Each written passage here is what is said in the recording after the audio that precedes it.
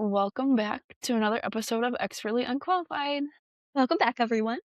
We're super excited to have you here today because we have our newest episode, our book club episode. So you've chosen an excellent episode to join us with. We are going to be discussing The Year of Yes by Shonda Rhimes, going through her book, her masterful book. And if you've read it, great. We want to hear from you in the comments, whether you liked the book, your favorite part of the book, something that stuck out to you. If you haven't read it, no worries. We're not going to spoil it all because that would just be rude. So if you haven't read it yet, maybe you'll get an insight to something that you want to read, or maybe you'll say, you know what, I got enough from the podcast. And I'm expertly unqualified to move on with my life knowing that information. So either way, we are super excited to have you here. And yeah. Holly, did you want to talk a little bit about the book just in general for the peeps who may not know what this book is about or who Shonda Rhimes is? So, Shonda Rhimes is a writer and a director. She's best known for um, Grey's Anatomy, which is very popular. She's also worked, which was one of my favorite TV shows when I was younger. I need to watch more of her shows. So, Year of the Yes was when she was first starting to become famous. Like, well, I think she was already famous by then, but like when she first really took off during Grey's Anatomy, she was getting all of these opportunities and had no time to have a personal life.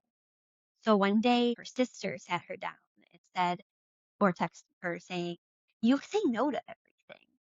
And it really just made her stop and reflect that even though she was doing really good with her career, she just didn't have time to necessarily focus on herself or her own passions and happiness. So for 1 year, she decided to say yes to opportunities as they came up, even if they made her feel. I do also have to add that she helped create the TV show Bridgerton and Queen Charlotte. She helped produce that. Obviously, she didn't write that book. But let's just take a moment for this beautiful book. I mean, I love the gold, the shininess, I don't know, there's something so nice about the blue and the red together. I don't know how to describe it.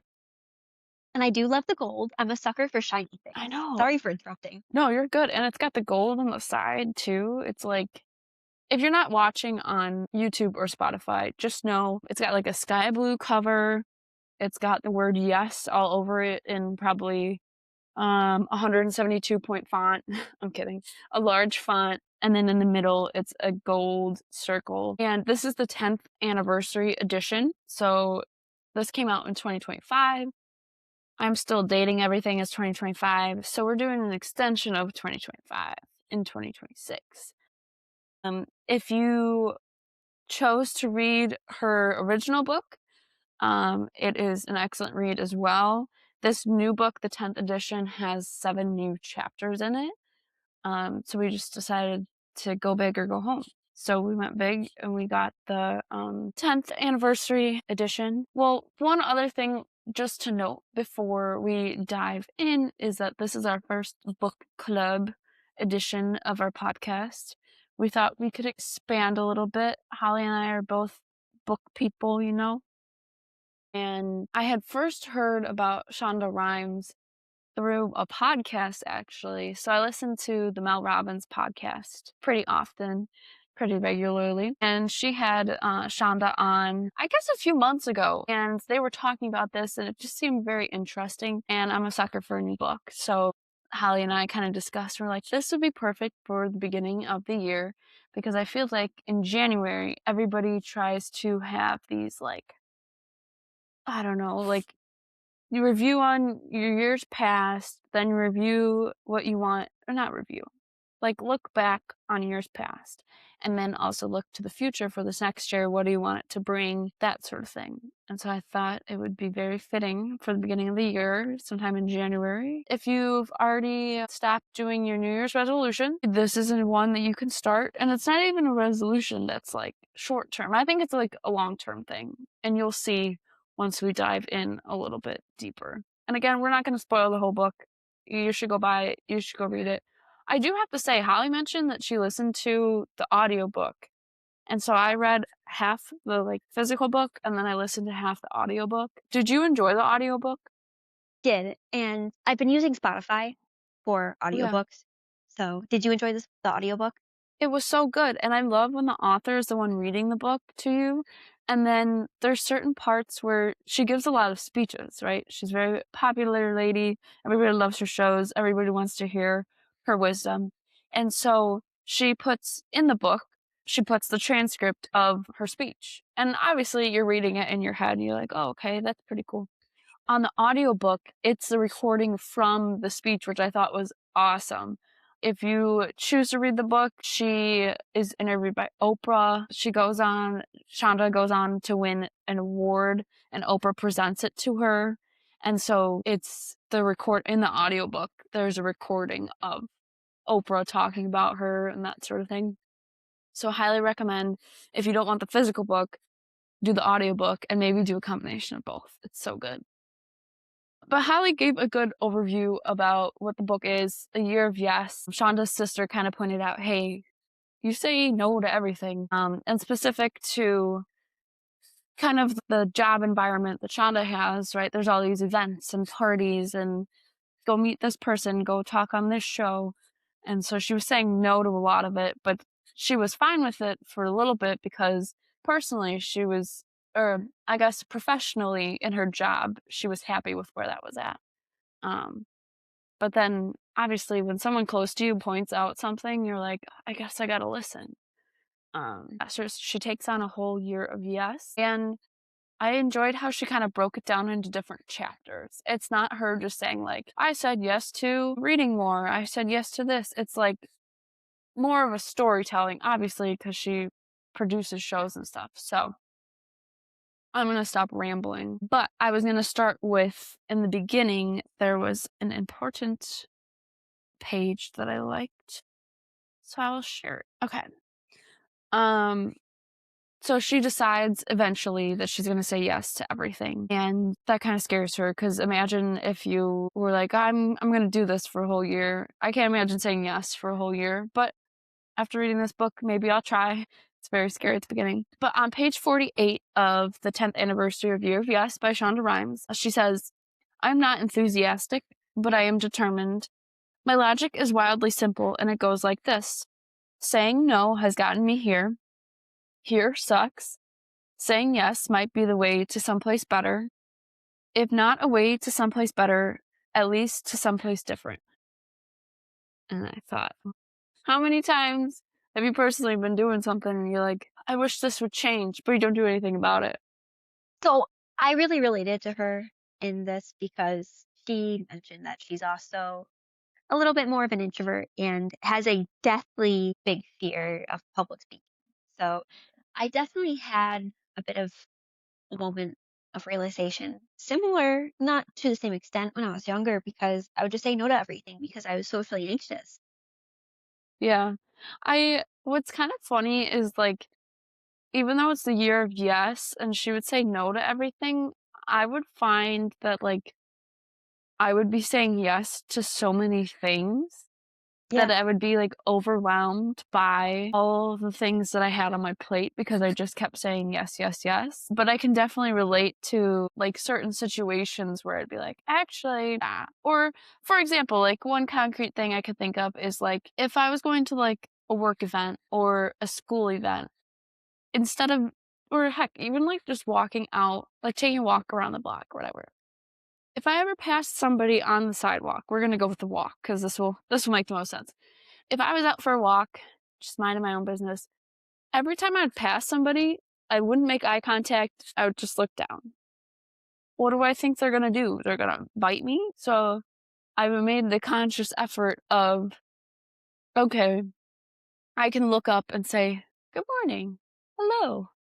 That sort of thing. But tying it back to this, there's definitely been other situations where I want to make a change in my life, whether big or small, but it just seems like you have to climb up a mountain and you're like trying to sprint up a mountain, but it's not going very well. So I like how she states, like, I think you first have to make the decision that you're unhappy with where you're at and that you got yourself there. Because I think a lot of times you're like, well, I think because of this and this, that's why I'm here. That's my issue. But I think deep down, it's really, you have to be reflective, self reflective, and say, actually, it was myself. Gosh darn myself. And I guess this is some of, I think, the most difficult advice to follow, especially for itself. But like, life is about balance Mm-hmm. most of all. So either extreme is bad. I think like a lot of people who are more type A or just grew up in like high pressure environments like I did, I think it's really easy to want to be as productive as possible and like as high achieving as possible.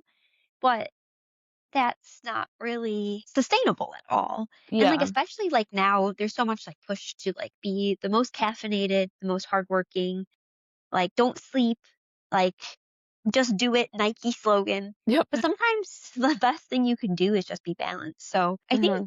one of the takeaways I got from reading it, I need to be more intentional into leaning into my passions and things that actually bring me joy.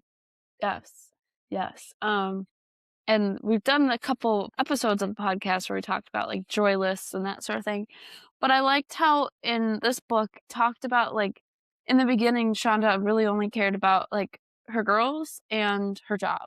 And that was about it. She didn't say yes to like anything else. And I think it proves the point that yes, you can love your job. Like obviously she loved her job. I mean, you get to create things and she talks about how she gets to use her imagination and that's like her prime spot to be in.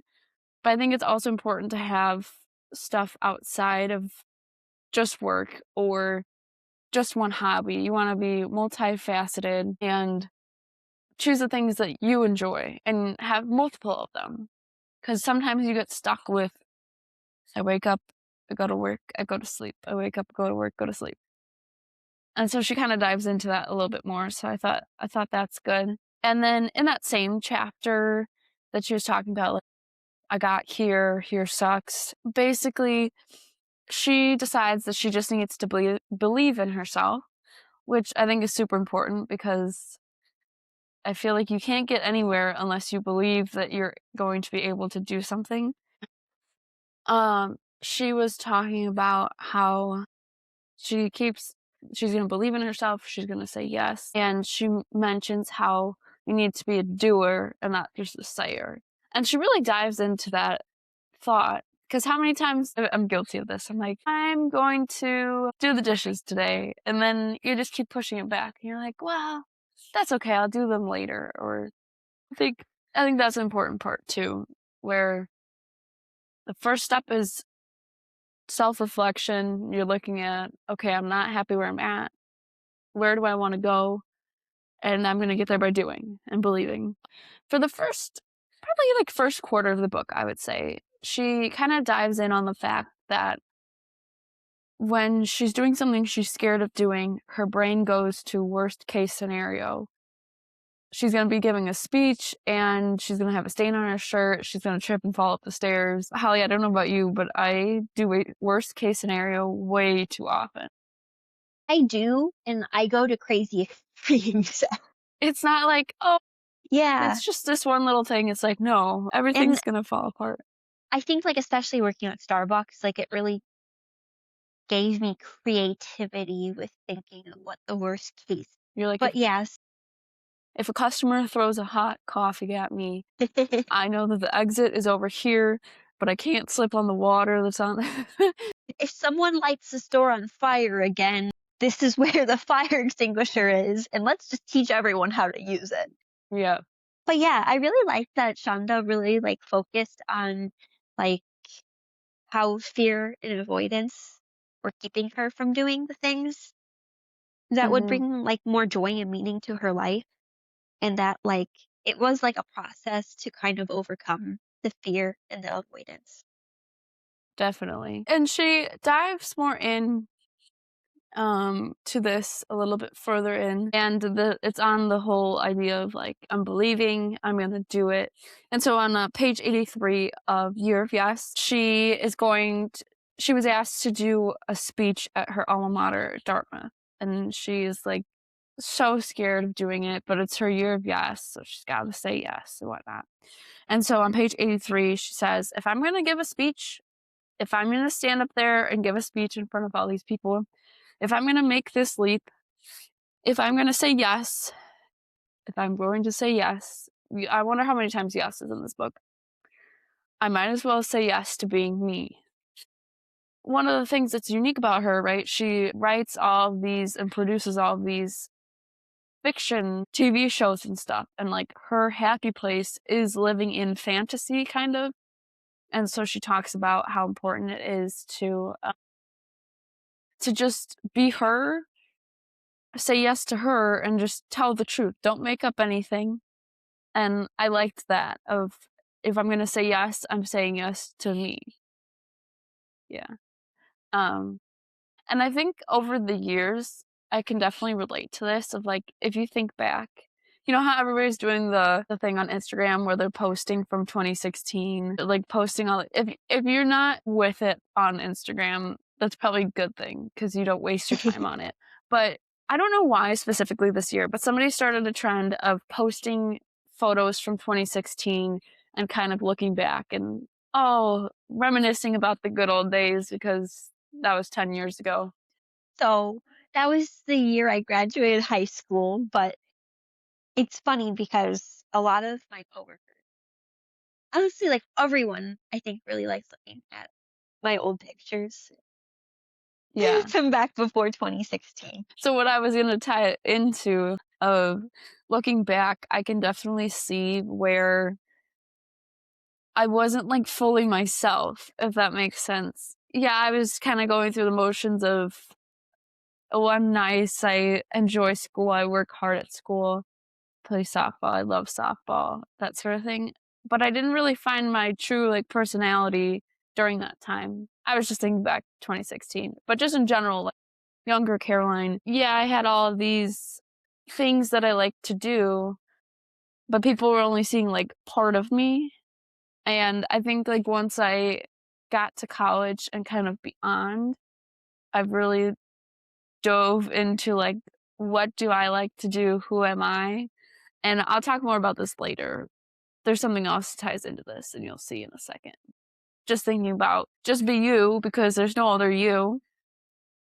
And sometimes in this society, it's hard to do that because you don't want to be, as Shonda would say, her daughter said she was fitting out. I mean, talking about how, Mom, I don't fit in, I fit out. And I felt that I was like, "Oh, yes, that's what I felt like as in my younger years or whatever."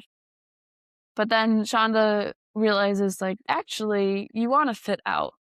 Why do you want to fit in? That's another one of the main themes of the story. I can guarantee we tried writing blurbs to follow, but it may be all over the place. But hopefully, it'll make you want to read the book or listen to it. But yeah, that's some of my stepmom's advice she always gives my little sister when she's feeling insecure. And honestly, me when I was younger is like, when you feel like you don't fit in, she would always say, be a leader, not a follower. But I like the fit in versus fit out too, because that's really cute. Yeah, definitely.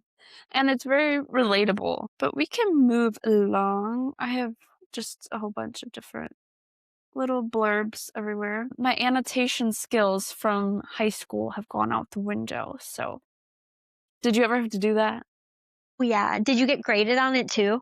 Sometimes, yeah. Yeah. I remember my AP English classes, both of them would grade us on our note taking. Well, my notes would get an F, I can tell you that much. I'm like looking back, I'm like, what did I want to stay here? I don't even remember what it's called, but I remember I had to be very good at it, where it's 2 columns. Oh, the Cornell notes. Yeah, the Cornell method. That's what it's called. If you know, you know. So, I'm trying to think. Okay, moving on a little bit further in the book. Holly, obviously, feel free to jump in whenever. She talks about, so Shonda has 3 young daughters when she writes this book. And so she's got 3 TV shows. They're all on Thursday nights. It's called Shondaland. She reigns over Thursday nights on, is it CBS? I forget. On whatever network all the shows are on. Obviously, I have not watched like any of her shows. I've only seen Bridgerton and Queen Charlotte. So take that with a grain of salt. But as she's saying yes to all these things and going for her goal, like, yes, I'm going to believe in myself, I'm going to do it. As she's leaving, she's already late to this one event. Her young daughter goes, "Want to play?" And she was saying yes to everything. So her mind automatically went to, "Oh my gosh, I'm already late. And then I'm going to be even more late." Oh my gosh. And so she goes to worst case scenario. And then she goes, "You know what? Every time my daughters ask me, want to play, I'm saying yes, because I'm not going to get that time back with them. And going to a dinner and being 15 minutes late is really not that big of a deal." And then what I liked about that is she kind of used that phrase over and over again of "want to play," but used it in a way that she could, I'm trying to even think of, translate that into other parts of her life. So taking care of herself. Want to play? Good. Do I need self-care? Do I want to go get a manicure? And just keep continuously saying yes to that. Kind of like the smaller things that are most important. It looks like Shondaland is on ABC. ABC. Okay. All right. But yeah, and I really do like that too because, like, I feel like I'm not a mother myself, but I know, like, there's lots of pressure on moms to do everything themselves, like, homemake everything, like, be perfect at everything. But I really like that she also talked about, like, as she became, like, more successful in her career, how she had to feel more confident just leaning on to others to help her with, like, her responsibilities at home too. And then it also just, like, helped her relationship with her kids too, because it gave her the ability to just say yes to hanging out with them, to, like, yes to playing with them anytime they wanted to, because she accepted outside help, just doing, Mhm. like, the normal tasks too. So I really like that she was, like, comfortable talking about that too, because, like, honestly, like, the household work, it can be a lot. Oh my gosh, you don't realize how much it is Yeah. until you move out. If you missed last week's episode, go check it out. Um, because you don't think about, like, when you're at home and maybe different parents did whatever, but, like, mom would plan meals, mom would grocery shop, drive you to practice, make your lunch, um, go to work, come home, clean the house, pay the bills, like, there's so many things that you don't think about, and even if you're not a mom yourself, just living on your own or living with a roommate or a significant other, there's still so many things you have to have in line. It's not as easy as when you could just go to school. You're in, like, 3rd grade, you just go to school for 8 hours. You have your fruit snacks at lunch, you have recess time, nap time, and then you come home, dinner, and then go to bed. So I think it's a good point that you brought up about it's okay to outsource some of your things and ask for help, because you can't be a one-person show forever, because you're gonna be exhausted and fall apart. And you'll burn out so bad too. And, like, honestly, I really like that she kind of, like, explained how to balance that, like, you don't have to be, like, toxically positive where you need to be doing everything yourself perfectly, Mhm. but you should just lean into doing what's best for yourself and your family to make yourself and your family happy and fulfilled, as long as you're being, like, kind to yourself and others, you know? Yeah, whatever aligns with your goals. Yeah, definitely. And then she kind of talks about that, yeah, the point you just brought up of, like, outsourcing, finding what's best for you and your family. She definitely goes into that in detail. And she talks a lot about moms. There's a part where she talks about, like, the greeting cards, and the greeting cards you get for mom are like, "Woo, mom, good job." But she's like, where are the greeting cards that thank them for the actual stuff they do and whatnot? Um, and speaking of saying thank you and being grateful and whatnot, she talks about, well, she goes into a couple different things. One, she talks about, like, diversity and inclusion, but then also, like, being a woman in the field that she's in, and or just, like, being a woman in general, how a lot of times we kind of, like, shrink ourselves down. We don't wanna be the loudest person in the room. We don't want all of everybody's eyes on us. And she makes a good point of, for example, if someone were to compliment what your shirt instead of just saying, "Thanks." Holly, I don't know about you, but I would be like, "Thank you. I got it on clearance on at Kohl's for $1.27." I am really I do that all the time. Have you seen the thing where somebody's wearing a dress with pockets and somebody's like, "I like your dress," and they're like, "It's got pockets. It's It's got pockets." So she talks about how somebody might say to her, like, "I love your show," and then she'd say, "Thank you, but it's not just me who does it. There's a bunch of people on my team, blah, blah, blah." And she's like, "No, we don't need to diminish ourselves at all. We can just say thank you. It's a full sentence. We don't have to compliment someone back. You can't be like, 'Oh, Holly, I like your glasses.' And then you have to immediately say, 'Oh my gosh, I love your glasses too.' Because a compliment doesn't have to go both ways." And so she talks about how you can say thank you and shut up. And that's what she's working on. And I felt like it was very relatable because I'm very much so like, it's not that big of a deal. Like, I love to bake goods, sweets, you name it, I'll bake it. And I'll pass them out to people at work. I'll bring them over to the neighbors, and people will be like, "Oh, it's so good." And I'll say, "Thank you. No big deal. Like, it's no big deal. It wasn't blah, blah, blah." I'm like, I can just say thank you and accept the compliment. I don't have to diminish the fact that it was no big deal. It's not that good. I don't know why we do that, but I think it's just like a societal thing. So hopefully we can get away from that because if you think about it, like, you're just making yourself smaller. And why would you want to dim your own light? and, like, it's okay to be seen and recognized for what you do. It's hard to accept that though, It which is it very shouldn't hard. be, but it's like, oh yeah. Or I've gotten into the thing where, like, whatever you do, no matter how well you do, it's never good enough in your own head. Mhm. You're like, "Oh, I got an A on this test," specifically in college. I got a B in class. I'm failing, but in all reality, that's not even failing. But in my head, I make it that way, and I think it's just kind of the culture we grew up in. So hopefully But we yeah, can get away from that because that's not good. especially because Donda grew up in Chicago, so similar to us, not quite, but and then she went to Dartmouth and, like, it is so different being in an extremely competitive university environment because it does really, like, mess with your, like, self-esteem too because you see so many other high achieving people that you will start putting down your own achievements as just being normal or even Yeah. below average. So it's like it really does, like, mess with your sense of self-esteem too. It's also hard when you kind of put all your value into one basket and you're like, "I'm an excellent student."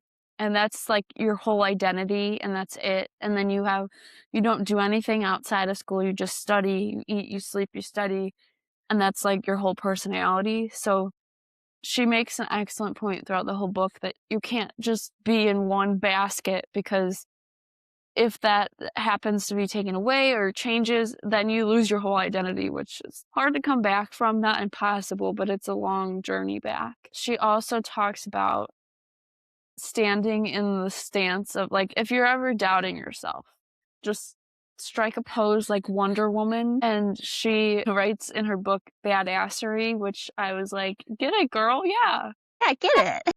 I like use that term, badassery, because I feel like a lot of times as women, you kind of just diminish whatever you do. Like, it's not that big of a deal. But she says, stand like Wonder Woman and do some badassery, right? Be a badass.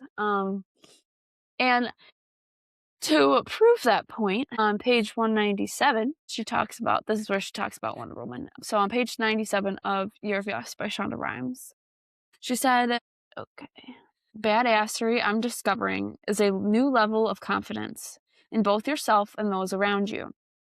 I now feel like I can see so many amazing things about myself and the people around me.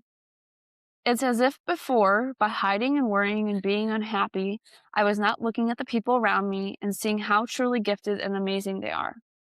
There was certainly nothing in me that could have been positive and uplifting or inspiring to them. not when I was so busy hiding and trying to be smaller and a nothing. I've started to think we are like mirrors. What you are gets reflected back to you. What you see in yourself, you may see in others, and what others see in you, they may see in themselves. That's deep. Or it's stupid. Whatever it is, it all still comes down to Wonder Woman. You stand like that in that pose, and after a while, you start to feel like Wonder Woman, and people start to look at you and see Wonder Woman. And oddly, that makes them feel better when they are around you, which can just get snaps for that. Like Mhm.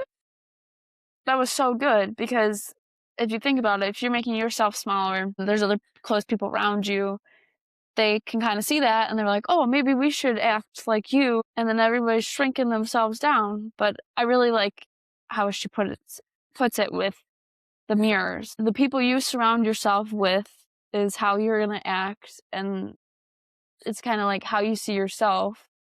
So you want to have good people surround you. And I like the mirror thing. That's a great point. So kind of going off the badassery, further on in the book, she talks about how she's going to own her power and speak her truth. She does a bunch of talks. She does a TED Talk. She does Oprah. She does late night shows. She does Dartmouth commencement speech. And so I thought that's great that she talks about she's going to own her power, speak her truth. And that kind of goes back to the beginning of how she set up the whole book. And, like, again, like, another point I like that she brought up too is that it's not necessarily about, like, people pleasing, but just being authentically yourself and just doing what's Mm-hmm. right for you to make yourself feel confident and fulfilled. Yep. Um, and then she kind of talks about, she ends up moving. And I really like this one quote that she had on page 343 of her book. And she says that home isn't where you have lived the longest, it's where you can breathe the deepest. And I thought that was a super sweet quote.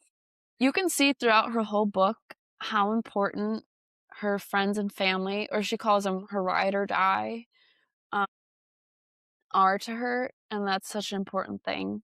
And I think it's just a good point to bring up.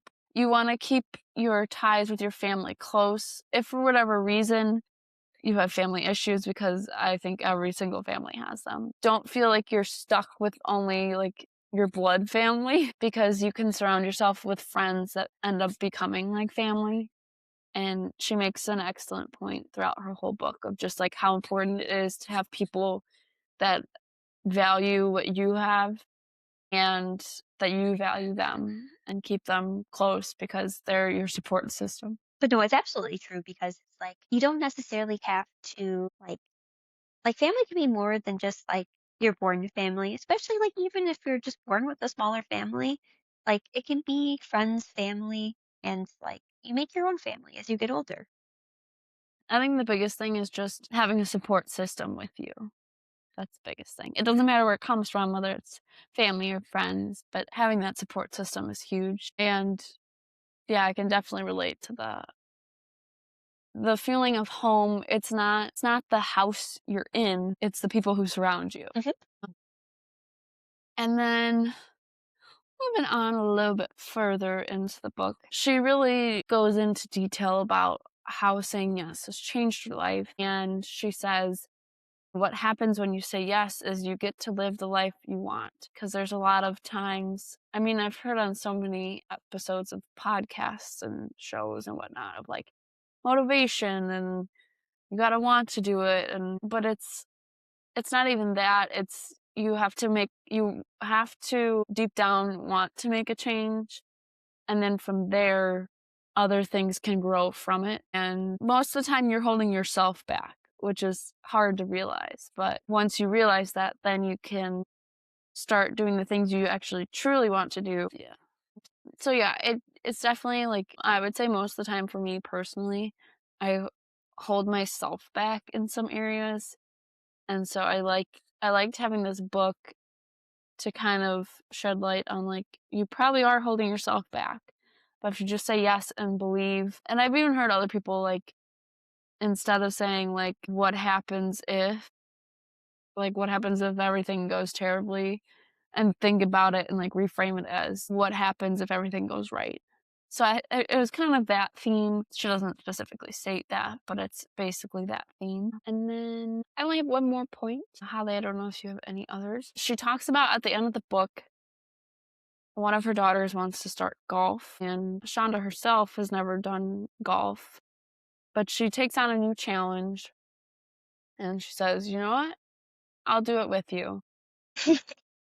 And so she found joy in something, in the fact that she didn't even know how to play golf, so she started at a beginner's level. And so she found so much joy doing that because I feel like there's so many things that get automized in your life, right? You start a job, you get really good at the job, you keep doing that job forever and ever and ever. You're an expert in your field. You play a sport, like me specifically, right? I played preschool through college of softball. That's your identity. Sport, I'm an athlete. I am expertly unqualified. You just keep going and going and going. And then then you're so used to being an expert in everything you do that you don't want to try anything different. But I found, crazy enough, that when you are a beginner, it actually makes it more fun. It absolutely is because you don't have as much pressure. There's no pressure. There's It's no pressure just, at all. you just have to show up, and you're only you, so you can only do what you can do, and that's okay. And I can think of, let's see, two examples right off the noggin, right? Okay, so for those of you who don't know, I did play sports my entire life. I started in preschool, kindergarten with t-ball, softball, and then played all the way through college. And so then when I graduated from college, right, I'm an athlete, I'm softball. Once you graduate, I would say for softball, there's a couple pro leagues. There's not really much if you want to advance your playing skills. I was not an Olympic level softball player. But that was my identity for, I don't know, 18, 20 years. So then you're like, what am I going to do? Because you're so used to having that extracurricular. And so I was trying to think of a challenge. I'm not one to just go into the gym and pump some iron. Like I need a whole plan. I need someone to tell me what to do. But I was trying to think of, like, what would be a good challenge? What would be something fun, but also very challenging? And so at Christmas Eve of all places, a family friend had mentioned that she had signed up to run a half marathon. This was 2 years ago. No, I guess a year ago. 2 Christmases ago. But anywho, she had mentioned that she was gonna run a half marathon, and I was like, you know what? I'm gonna say yes. Well, I'm like crying. No, I was gonna say yes and challenge myself. And so a half marathon is 13.1 miles. I'm not a runner. I can now proudly say I am a runner, but I was not a runner before. I would run 60 feet. That's how long the bases are from each other. And so when you make that leap, which is kind of what the whole book is talking about, you don't want to be crying. I think I still did cry a lot, but you're obviously getting to train. You can't, I mean, you could just roll up the day of the half marathon and pray to the running gods that you'll make it to the finish line in one piece. But knowing that you have that, there's so much training you have to do so that you're not dying the day of the half marathon. I thought I was going to, but it was a great challenge, and I was such a beginner at running. It was so different from softball, where yes, running is a part of softball, but it's like the world's smallest part. So becoming a beginner and then finding joy in, okay, I got 10 miles under my belt this past week, let's see, and kind of like making small improvements from there. And then even more of a beginner, my friend and I just joined a new gym. She was actually on the podcast. Shout out Ella. Hopefully you're watching this. And we wanted to try some of the workout classes because, again, I'm not just going to go pump iron. I need like a whole plan, a whole list of things to somebody tell me what to do. And so there's a Zumba class. If you know me, I have no dancing skills and I cannot dance on beat. I just musically, I mentioned this earlier, I can only play hot cross buns on a recorder. That's my music talent right there. But we went and ended up going to a Zumba class. I had no idea what to expect. I'm a beginner. I can barely dance on beat. But you know what? We had so much fun. It didn't even feel like exercise. You're just trying to match what the instructor's doing while trying to move. Let me tell you, if you're trying to move all four of your limbs while moving to the left or right, I don't know how they do it, but they make it so fun. And so I definitely related to her last chapter about begin again, try new things, and being a beginner can make it so much more fun. Sorry, I went on a whole rant right there. No, it's really true though. It's really true though, because like I really think that like the longer you're in something, like it becomes a little bit of work, especially because like when you get really good at something and you also have time to develop things that bother you. You know what I mean? Yeah. And I think part of it is like certain things become your identity after you do them for so long. So when something ends or things change and you don't have that identity with you, you're kind of lost. And then you're like, well, what do I do? So I think it's good to really take in consideration what the book is saying and take that leap. If you went to try a new workout class, if you wanted to try a cooking class, if you wanted to join a community, I'm trying to think of, if you wanted to be a part of your community and join something with the park district or city hall, no one's forcing you to do that for 18 years and you to be an expert on the first day. You can go try it out. If you hate it, don't do it. And maybe you'll love it. And I think it's just taking the time to look deep inside yourself and figure out what you like to do, what you don't like to do. But I think it takes all that time to self-reflect and like you need to make time for yourself. I think that's one of the main things of if you don't make time for yourself, then you'll just keep going and going in this rut after this year of yes was she found out times to say no. So even though the whole book is yes, yes, yes, she discusses some other points of when it was she realized it didn't align with her, so she said no. I know for one of them, I can't remember if this was in the podcast or the book or maybe both. She went on a vacation with a group of friends, but they didn't like it. I'm trying to even think of what it was. Basically, it didn't go as planned, and so instead of staying the whole week or whatever, she decided to say, nope. I said yes to coming here, but I realized actually, no. And so I think it's okay. And it goes back to what you were saying in the beginning of you need to have that balance. But yeah, no, balance is so hard. A couple takeaways I've gotten from the book too is you would just ask yourself, what's one thing that you've been avoiding? And what is one small yes that could change your life? Because again, like it's all about balance. It's not about being the best. It's not like you can't like even be the best at being balanced. But some advice I've always liked is everything in moderation, including moderation. I like that. Yeah. I feel like society now is so hyped up on it's all or nothing. You either have it or you don't. And that's not true in really anything that you do in life. It kind of has a snowball effect once you start saying yes to a few other things. Maybe some other opportunities will come up. Um, and it all comes back to you have one life, you gotta live your life, and you gotta find things that bring you joy.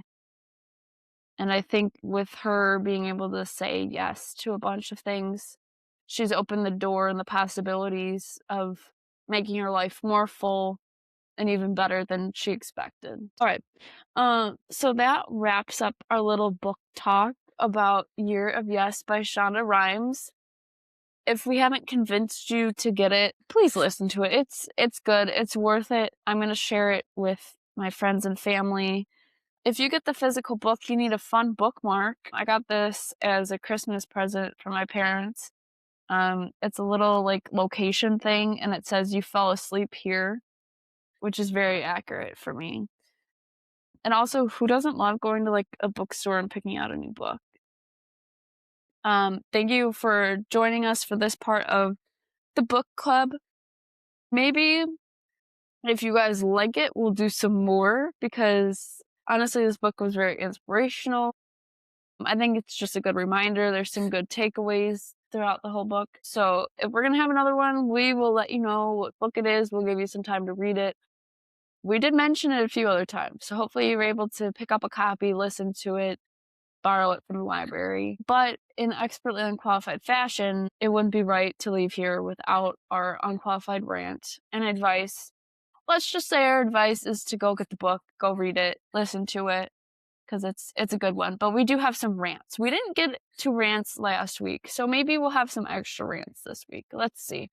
Holly, what was your rant? Your expertly unqualified rant?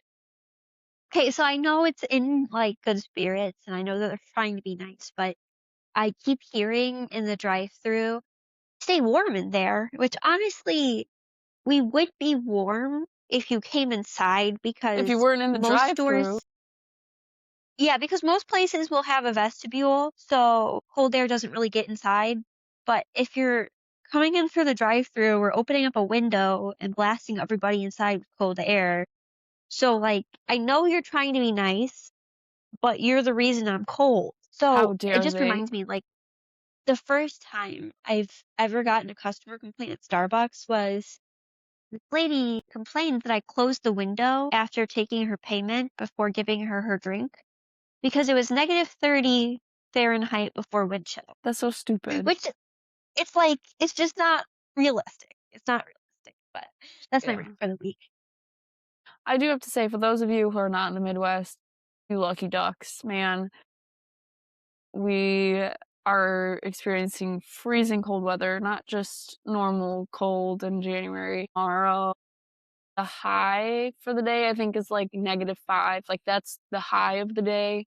Wind chills, I think, -35. It sounds made up. I promise it's not. But yeah. So that's what we're dealing with So, here. And you would think that the cold air and cold temperatures would keep people away. They would just make their damn coffee at home. But I hate to break it to you, nobody knows how to make it at home. I'm kidding. Yeah, it doesn't so stop for people from coming. those who aren't in the know, the polar vortex is about to be here. Ugh. It needs to go away. Can it be summer? It's also funny living in the Midwest because some people are just entirely unaffected by the weather. Yesterday, it was probably like, it was below 10 degrees outside, maybe like below 20 at least. But went to Costco and I saw a mom shopping with her kid. I saw her walking back to her car just wearing bike shorts and a hoodie. She didn't even look bothered. She didn't look like she was in pain. That's like a guy She thing, looked, wear, like, shorts and a sweatshirt when it's, like, below 30. yeah, that's definitely like such a Guy guy thing, coded. especially guy coded is all year, wear basketball shorts, a t-shirt, and a hoodie. You can wear a beanie and tall socks, but that's it. Yep, yep, that's so accurate, I can just picture it. That wow. Yeah, I don't know. I'm so torn because in the wintertime, right, you're stuck inside, you just wanna be outside, but then when it's not sunny out and it's gloomy all day, it's literally the worst because 'cause you're like, "What time is it? Is it 4 o'clock in the afternoon? I don't know." But I also have to complain about when the sun is out because you're like, "Dang, it looks like a really nice day outside. Could be like 60 degrees." And then you look and it's like 12 with 40-mile-an-hour winds. You're like, "What the heck?" Um, but I kind of have a rapid fire of rants. 2 All rants right, and let's a go. random tidbit. Okay. Okay, if you missed last week's episode, I just moved in. My boyfriend and I just bought a house together. So we moved in probably close to a month ago. Oh, yeah, I guess we closed a month ago. I know. Crazy. Why do I need a smart house? No, no, you don't. Wi-Fi enabled everything. I guess my old house was just a dumb house because I walk in, you're like, okay, day one, you look at the washer and dryer, Wi-Fi enabled. You go and look. I mean, the normal stuff like your garage door having like a Wi-Fi thing, that's normal, whatever. The previous owners had a smart doorbell that they left. I get it. It's not ringing. I'm like, "Oh, I need to replace the batteries." I fix it. I need to make an account. Whatever. I like having a video camera in the front of doorbell, whatever. Okay, I get everything set up. I get in the app. I'm logged in. How many more apps does one need? I'm all logged in. I press the button. It doesn't make a noise. It makes no ding dong. So I can't tell if a ding dong's at my house, okay? And so then I was looking and I was like, okay, so how is it going to make the sound? Do I need something to plug into the wall? Blah, blah, blah. No, I have to use my Alexa to have it make a noise and an announcement that someone is at your front door. And then also get an app notification saying someone is at your door. I said, what happened to the old doorbell that you could just press and it would go ding dong? Like, what? Where's that? And then our thermostat is Wi-Fi enabled, so I have an app. I'm not gonna lie, it is kind of nice to be like, I'm a little chilly, and you just press a button. I don't want any more apps. I don't want any more smart things. I'm trying to think. There's probably other things in the house that are smart enabled. I'm like, knock it off. I have a lot of comments on this too because it is a big like subject in IT. So Internet of Things is the official name for it. So smart home devices are I hate them. I hate them a lot. Like a lot of people think like oh you like electronics, you like technology, you love these. No, I never asked for any of these.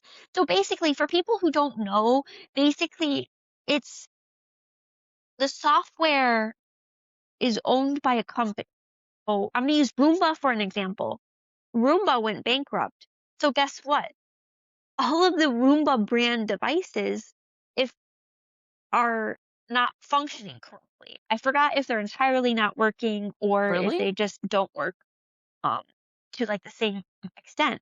But basically, you can only keep using these devices if the company stays in business because if they end like their because like everything is stored into a database. So if a company goes out of business, databases are really expensive to maintain. So they're just gonna Yeah. turn them off. And it's just guess what? Your product is working. So it works out if you have products made by like very big brands like LG or Samsung that aren't going out of business. But it's just so frustrating when they think that everything needs to be smart device. And the other thing is, thankfully, I don't have any enemies, but they're pretty easy to hack into if you had That's what enemies. I was thinking of too. Yeah. Yeah. So if you have an enemy, it's super easy to like, well, like from maybe not easy, but like it's super realistic that someone could hack into your smart thermostat, turn it off every night at midnight to make you mad. Yeah. I don't understand it. And how many times does your Wi-Fi go in and out? Like, Yeah. you could just have a normal doorbell that isn't attached to Wi-Fi and then you'll be fine. Or like I even think about back at Starbucks when I had come back like the second time, I walk into work and we couldn't work because the Wi-Fi was down. So then the air conditioning was on, like the air conditioning was attached to the Wi-Fi somehow. So then we had to shut down the store for the day. So I got paid to go eat breakfast with some of my coworkers. It like made no Remember sense. that. I remember Yeah, that. And I remember like it made so many managers and technicians so angry and frustrated because they had never even heard of that being a thing. It's like, oh, if you have no Wi-Fi, guess what? we have no air conditioning. And guess what? If you can only have the Wi-Fi fix Monday through Friday from 9 to 5, you are closed I all forgot that was weekend the long. issue. But I I forgot that was remember the issue. not being super mad because at least I got to stay home. Yeah, and we still got paid for it. And then the other rant I had was I have seen so many people driving without their headlights on. Yeah, it's It is horrible. nighttime. Some have one headlight, some have one rear tail light, some don't have any on, some don't even wipe off any of the snow. What are your nuts? Like, I can't see your car. I don't know what's worse, being blinded by these bright ass lights that are in cars, that should be illegal because I Yeah, can't freaking see while I'm driving. yeah. Cars that don't have headlights on, and 95% of the time, it's a dark colored car. Yes, So and the sun is going down, you can't see them. I've also noticed that they tend to drive so fast and weave through traffic and sometimes don't even use their blinkers, let alone their headlights. It's either So that extreme or they drive hella slow, but most of the time, they're crazy drivers, just in general. I'm like, "What? You didn't look to be like, wow, I can't see 3 feet in front of me. Maybe I should check to see if my lights are on." it's also not legal to drive with your brights on or have improperly angled lights because that's another thing that a lot of people don't know is when you buy a lot of the modern headlights, they are angled.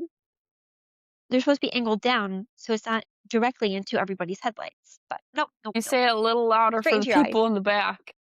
Install them correctly. You Oh installed my them gosh. wrong. Do better. Sorry.